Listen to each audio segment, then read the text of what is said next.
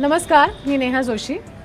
आज मी इथे आहे तुम्हाला सांगण्यासाठी की माझा टॅटू मी का केला, त्याचा काय अर्थ आहे, मला तो का करावा असं वाटलं, मला तो का आवडतो। तर हा आहे टॅटू।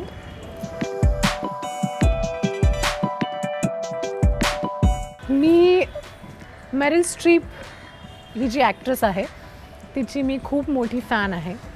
फॅन पण नाही म्हणता येणार, त्याच्या पलीकडे माझ्यासाठी तिचं काहीतरी महत्त्व आहे। आणि मला एक 4-5 वर्षांपासून वाटत होतं की आपण टॅटू करायला पाहिजे। तसं मी खूप सहनशील आहे, त्यामुळे मला ह्याची भीती नव्हती की टॅटू केल्यानंतर मला प्रॅक्टिकली त्रास काय होईल फिजिकली। मला असं वाटत होतं की ते मला सहन करता येईल, पण तो काय असावा टॅटू हे मी खूप शोधत होते। ज्यांच्या अंगावर टॅटू आहेत त्या बऱ्याच माझ्या मैत्रिणींना मी विचारलं की मी काय टॅटू करू आणि तू हा का केलास। मग मला लोक सजेशन्स देत होते की तू हे कर, तू ते कर। फायनली माझ्या असं लक्षात आलं की ते दुसऱ्या कोणी सांगण्याची गोष्ट नाही आहे टॅटू करणं ही। मला आतून काय वाटतंय आणि मला काय म्हणायचं आहे, मला तो टॅटू माझ्या अंगावर का हवा आहे हे मला कळल्याशिवाय मला तो टॅटू करता येणार नाही।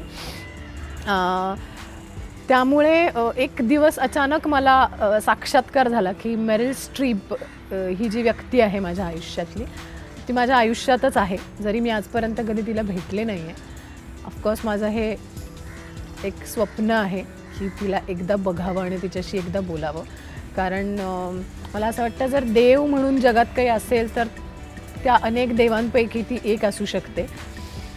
म्हणून मग मेरिल स्ट्रीप, मग तिची मला तिच्या सगळ्याच फिल्म्स मला आवडतात, पण द डेव्हिल वेअर्स प्राडा नावाची तिची जी फिल्म आहे ती मला भयंकर आवडते।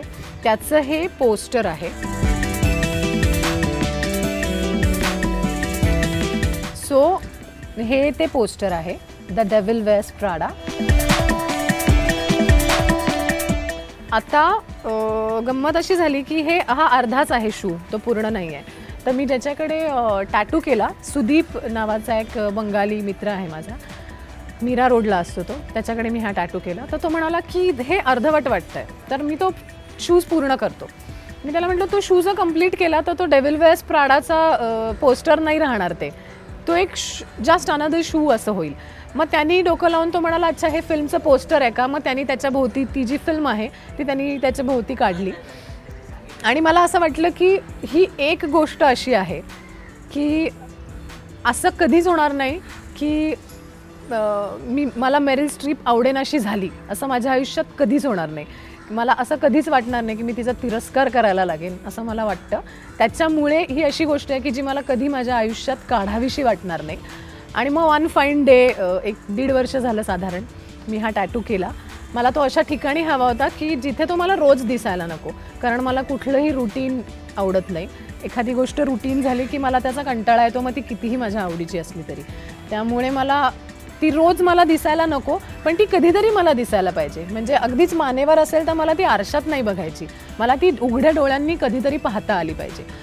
आणि पुन्हा ॲक्टर आहे म्हणून ती अशा जागी असावी की ती सतत लपवायची गरज पडू नये मेकअपनी, त्यामुळे तो पायावर केला आहे। आणि तो शू आहे त्यामुळे पण तो पायावर केला। हा माझा पहिलाच टॅटू आहे आणि मी असं ऐकलं होतं माझ्या 1-2 मैत्रिणींकडनं की एकदा तू टॅटू केलास की मग तू टॅटू करतच जातेस। मला ते खोटं वाटलं होतं, पण आता मला पुन्हा एक टॅटू करावासा वाटतोय, जो मी कदाचित हातावर करेन किंवा इथे करेन, मी अजून ठरवलं नाही आहे। पण माझ्याकडे 2 बोके आहेत आणि ज्यांच्यावर माझं खूप जास्त प्रेम आहे, त्यामुळे एकतर त्यांची पावलं किंवा त्यांची नावं येतील असा काहीतरी टॅटू किंवा त्यांचे चेहरे, मी अजून ते ठरवलं नाही आहे। पण येस, मी अजून एक टॅटू नक्की करणार आहे आणि तो मी तुम्हाला दाखवायला लवकरच येईल।